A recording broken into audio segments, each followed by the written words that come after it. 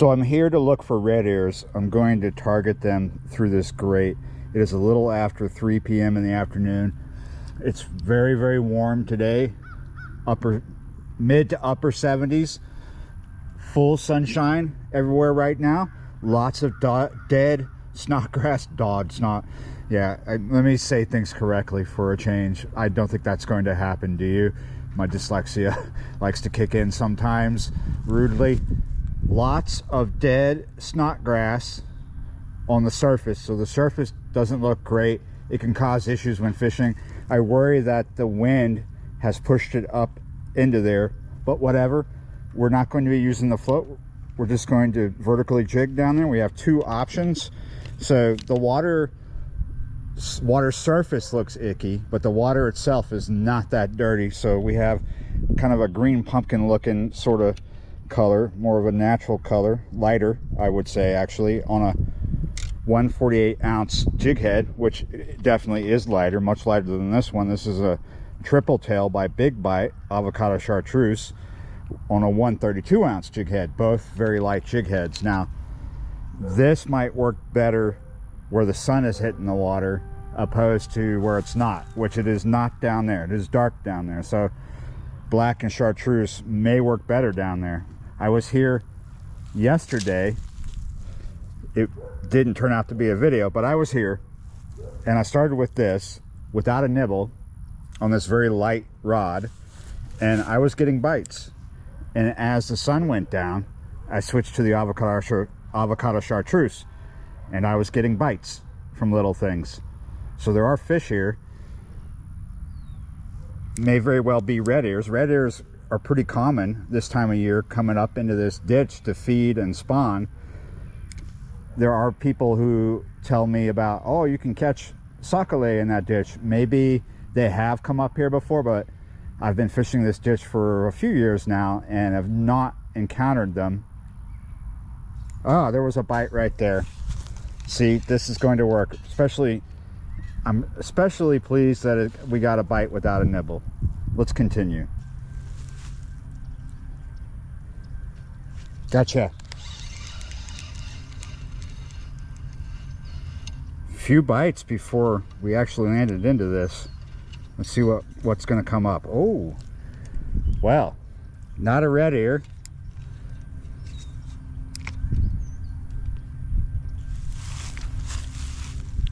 Bluegill. Of course, they are up here as well. Sometimes they're up here in high numbers, big sizes. That's a good bait size. I am not keeping bait. Not right now. I did catch fish when I was here yesterday. I caught one red spotted that came off the hook and bounced right back into the ditch, and then I caught a goggle eye. They were all really small and I just didn't want to make the video.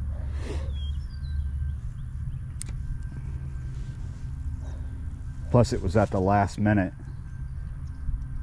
We had just a little bit of light left. There was a lot of feeding, but they were all interested in live bait. I think things are going to get better as we progress through this week. Last week was iffy. Everything was still discombobulated from the winter storm, as it was in recovery mode, and we're still in recovery mode as far as biospheres, environments are concerned. The water is what we're talking about. We have a lot of dead vegetation that's affecting water quality and causing other issues as far as fishing is concerned. And we've been warming up since last week. By the end of this week, we may see temperatures in the 80s, but we're going to have overnights. I think we might have some more overnights coming that are in the high 40s, but be 50s and 60s for the most part. Kind of like yo-yo weather. Fairly warm during the day, chilly at night, or chilly for some, I would say. So as we progress through all that, the fish are reacclimating, and it's causing the water temperatures to come up, which is causing the fish to do things they like to do this time of year, such as their pre-spawn feed up and spawning. So fishing should be interesting this week. Hopefully the mosquitoes didn't get the message and don't come back in full force. I'm going to try the avocado chartreuse now.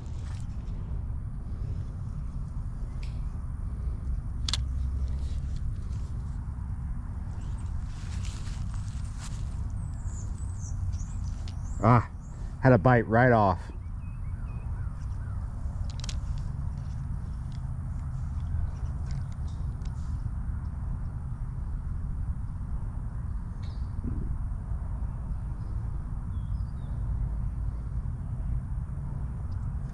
Gotcha. What do I got? I don't think this is a fish. What is this?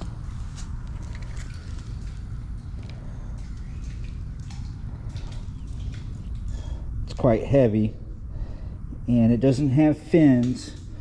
It's one of those four-legged creatures. And he is quite sizable for 8-pound test. Oh, but look what he threw at me. Hit me right in the hat.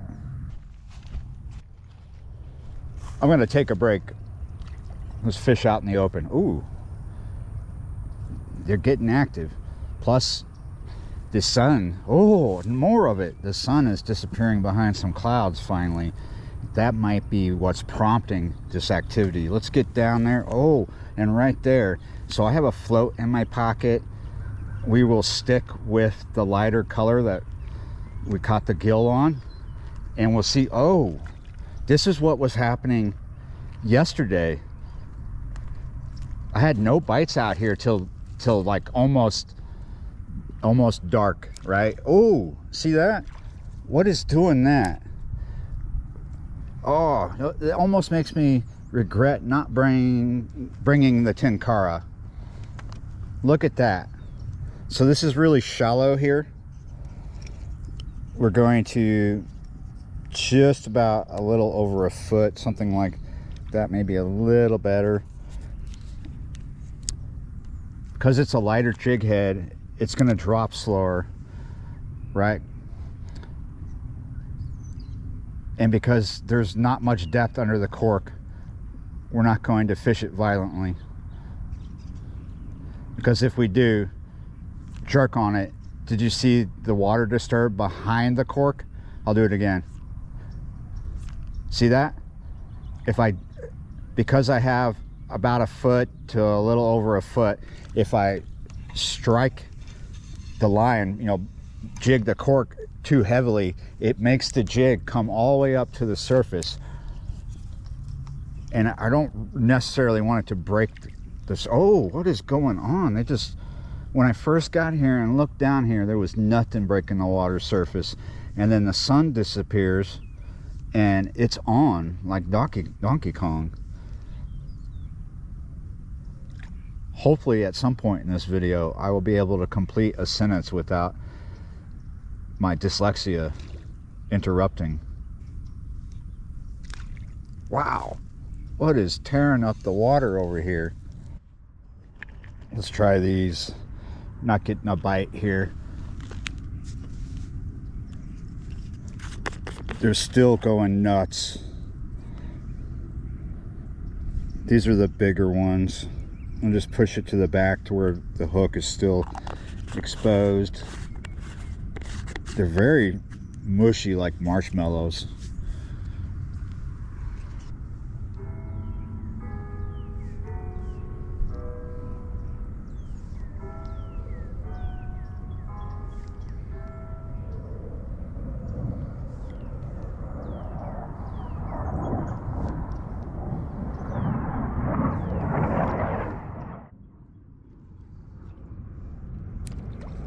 Wow. I'm going to take a little bit out to where we're just about a foot underneath the cork now. Still no bites out here. Maybe take the cork off is what I would do before I switch to a different bait altogether. But oh, whoa, that's red air or bluegill. Sockeye don't do that. Did you see what that fish did? They come up to the surface, but only their back comes out, right? Like a dolphin. I've never seen crappie do that. When crappie come up to the surface to bust bait, they usually turn, and you'll see their broadside like that. Like normally they swim like this, right? But when they come up, poof, they turn, and it's like that, and it makes this bubbly, boily disturbance on the surface. Oh, they're they're definitely feeding off something on the surface. And whatever they're hitting is very small. There are a lot of little minnows here. That may be what they're hitting. It may be something else. It's not like I see a lot of bugs on the surface. And all these little bait minnows, they might be some kind of molly, right? Or mosquito fish, which is a molly. They're all just right below the surface. But I see most of those right in here in the margins, right? Like right there. Maybe they're out there too and I just can't see them. These fish are definitely not feeding in these areas where you see all this dead snodgrass compacted. They're out in the open.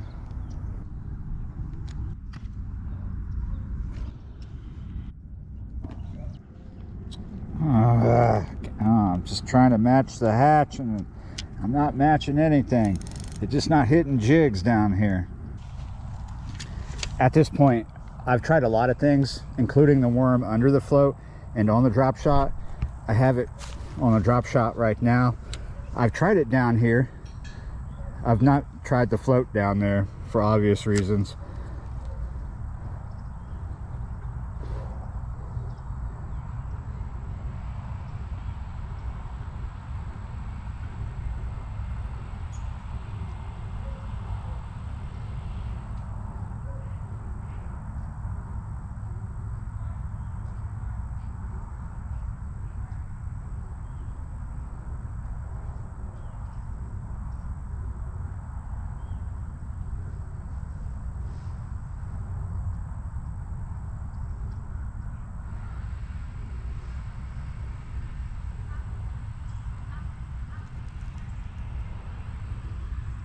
Oh,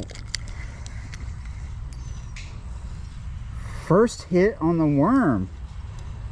Yes, we're getting closer to sunset. It's a gill again, not from that island, but from the pits. Yeah, you're right. So we're getting close to sunset. Maybe the veracity of the feeding will pick up and things like jigs and worms will work better. But so far, even though I am almost convinced that red airs are here, it's another bluegill. I mean, the fish riding the subsurface chasing bait look like red airs to me, but I can't be 100%. They usually show up here this time of year, but sometimes you go fishing and everything would prefer live bait. It's just sometimes the reasons why artificials aren't working are obvious, right? Other times it's just like not that obvious unless you take into account how much live bait. Sometimes there's just so much live bait that they want the real thing.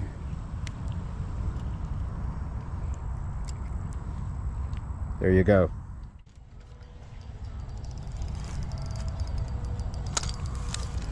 This fish got heavy. Probably because it's not a fish.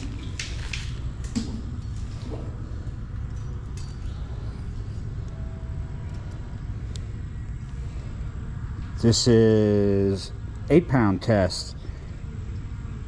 Can we get them up here? And I might as well reach back here and pull those out. we might have a snap off here, but whatever. But I would like to try and pull the hook out of him if I can. What am I? Oh, I'm hooked into his mouth. I'm stretching his neck out.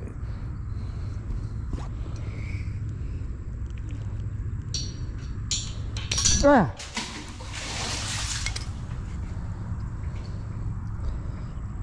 This stuff hit me in the face. That's what I was meandering about. Yeah, you're right. Interesting. Not productive, though. And I'm out of here. So, thanks for watching, and I will see you next time.